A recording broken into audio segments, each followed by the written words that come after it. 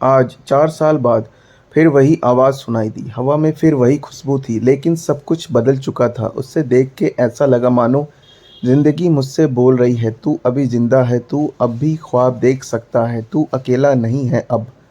लेकिन फिर भी मन में कहीं डर था कि कहीं ये सपना तो नहीं है जो आँख खुलते ही टूट जाएगा। मन में हज़ार सवाल चल रहे थे कि तभी वो सामने आकर बोली, हाय कैसे हो। मैं तो उससे बस देखता ही रह गया। वो फिर बोली, हेलो कैसे हो, कुछ बोलो। मैं हड़बड़ाहट में बोला, मैं ठीक हूँ, तुम कैसी हो। वो बोली, ठीक हूँ। तुम इस कंपनी में जॉब करते हो। मैंने कहा हाँ। उसके चेहरे पर हल्की सी मुस्कुराहट थी और बोली, मैं आज ही ज्वाइन हुई हूँ, यह आज मेरा पहला दिन है जॉब का। ये सुनकर मानो मेरे अंदर कहीं खुशी की लहर चल पड़ी, लेकिन मैं उससे वो खुशी बांट नहीं सकता था। मैं आज 4 साल बाद उससे मिला। वो मेरी पहली मोहब्बत थी।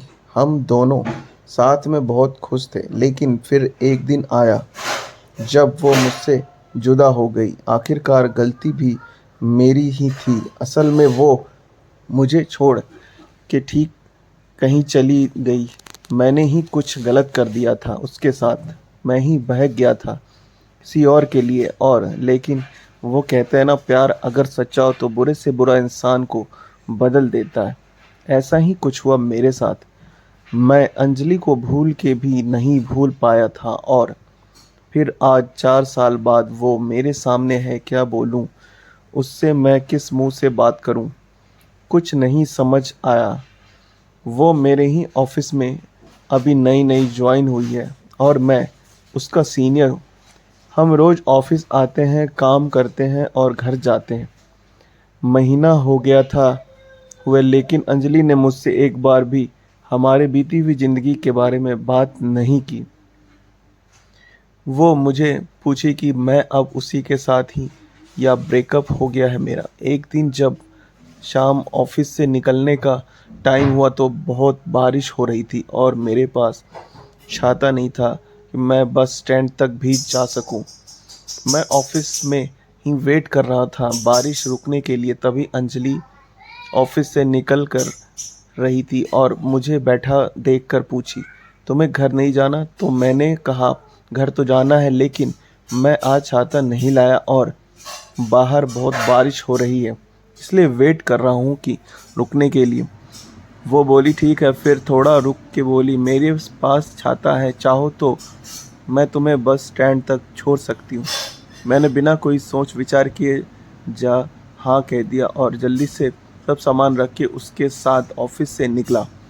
बारिश इतनी तेज़ थी कि हम दोनों भीग गए थे बस स्टैंड आते आते, और बारिश की वजह से बस भी काफ़ी लेट थी। हम दोनों के बीच शांति थी, ना मैं कुछ बात कह रहा था ना वो कुछ बोल रही थी। फिर मैंने ही हिम्मत जुटा के पूछा कि क्या तुम्हारी शादी हो गई। वो हंस पड़ी और बोली, नहीं। ये सुनकर मेरा दिल जो खुशी हुई मैं उससे बता नहीं सकता था। फिर कुछ देर बाद वो मुझसे पूछी, तुम्हारी हो गई। मैंने कहा नहीं। फिर थोड़ा रुक कर मुस्कुराते हुए पूछी, प्रीति का क्या हुआ। मैं थोड़ा शांत हो गया और बोला, हम साथ नहीं है। वो कुछ नहीं बोली, बस चुपचाप खड़ी थी। फिर मैंने बहुत हिम्मत जुटा के कहा कि अंजलि मुझे माफ़ कर देना, मैंने तुम्हारे साथ बहुत गलत किया था। वो चुप ही थी, कुछ नहीं बोली। मैं भी चुप खड़ा था। फिर थोड़ी देर में बस आ गई और हम दोनों बस में गए। अगले दिन जब मैंने ऑफिस में अंजलि को देखा तो मुझे उससे पूछना था कि क्या सोचा उसने, मुझे माफ़ किया कि नहीं, कैसे बात करूं उससे। यही सब सोच रहा था कि वो मेरे केबिन में मुझे एक फ़ाइल देने आई।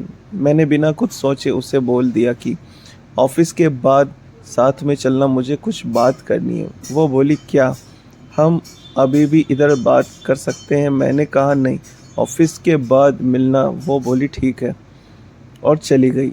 मैं बस इंतज़ार कर रहा था कि कब 6 बजेंगे कि मैं उससे बात कर पाऊँगा। टाइम जैसे थम ही गया था। 6 बज गया। सब एक एक करके निकल रहे थे ऑफिस से।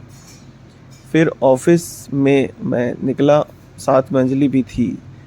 वो रुकी थी मेरे लिए। आज फिर हम साथ चल के गए बस स्टैंड, और रास्ते में मैंने उससे पूछा कि कल का जवाब नहीं दिया तुमने।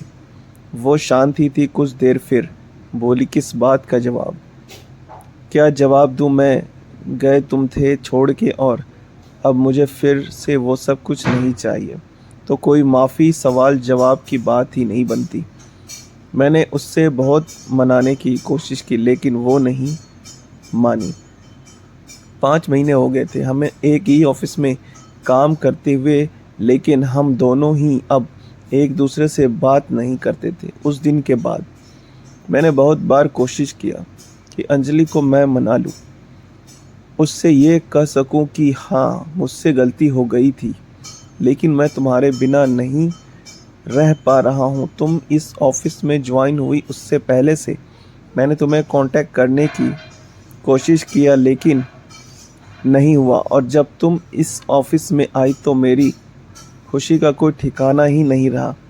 लेकिन मुझ में तुमसे बात करने की हिम्मत नहीं होती थी। मुझे पता था कि तुम अब भी मुझे प्यार करती हो, लेकिन कहती नहीं। एक दिन मैंने ही कुछ सोचा और ऑफिस में आकर सबको अपनी शादी की खबरें दे दी कि अगले महीने मेरी शादी होने वाली है।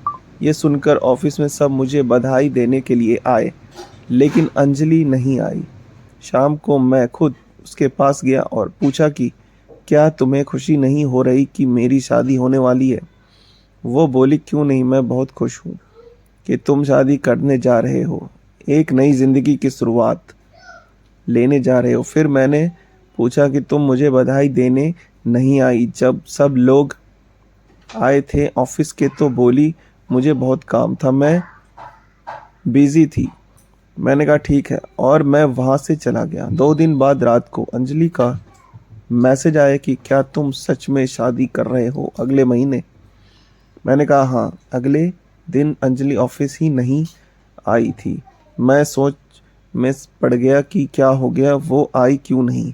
फिर मैंने अपने कलीग को कहा कि अंजलि को फ़ोन करके पूछो कि वो ऑफिस क्यों नहीं आई। उसने फ़ोन किया तो पता चला कि उससे बहुत तेज़ बुखार है और वो घर पर अकेली है। मैं तभी ऑफिस से निकला और उसके घर जाने के लिए रास्ते में मैंने फ़ोन करके उसके घर का पता पूछा और जितनी जल्दी हो सके वहाँ पहुँचा। वहाँ जाकर देखा तो वो अकेले थी और उससे बहुत ठंडी लग रही थी, कंबल में सोई थी। मैं जल्दी से उसे उठा के अस्पताल ले गया। शाम तक उसका बुखार ठीक हुआ। वो डॉक्टर ने उससे मिलने की इजाज़त दी। मैं उसके पास बैठा था, वो सो रही थी। मैंने उसका हाथ अपने हाथ में लिया, फिर धीरे से उसकी आंख खुली। वो मुझे ही बस देखे जा रही थी। मैंने धीरे से बोला कि नहीं है मेरी शादी अगले महीने, मैं शादी नहीं कर रहा। ये सुनते ही वो रोने लगी। मेरी भी आंख में आंसू आ गए। मैंने उससे गले लगा लिया और हम दोनों एक दूसरे को पकड़ के बहुत रोए। फिर हम वहाँ से घर गए और हमेशा एक दूसरे के साथ रहने का प्रॉमिस किया।